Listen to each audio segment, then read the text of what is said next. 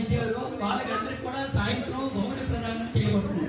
ఈ కార్యక్రమంలో ముగ్గుల పోటీల మధ్యాహ్నం 3 గంటలకి అందరూ మహిళలందరికీ కూడా ఏర్పాటు చేయడం జరుగుతుంది.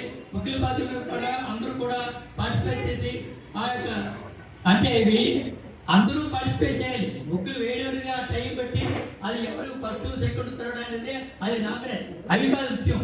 మన టెన్త్ మనం నిలబెట్టుకుంటాం లేదా అందరూ భాగస్వామ్యం అవ్వాలి. అటువంటి భాగస్వామ్యం అవ్వడం వల్ల మనలో మనం ఒక రకమైన అనుబంధం, ఒక రకమైన స్నేహభావం, ఒకరొకరు కలిసి ఒక రకమైన ఎంజాయ్మెంట్ చేయడం, సంతోషాన్ని పంచుకోవడం అనేది ముఖ్య ఉద్దేశం. అటువంటి సంతోషాన్ని మనం మధ్యాహ్నం చేస్తూ సాయంత్రం బహుమతి ప్రదానం చేయబడుతుంది.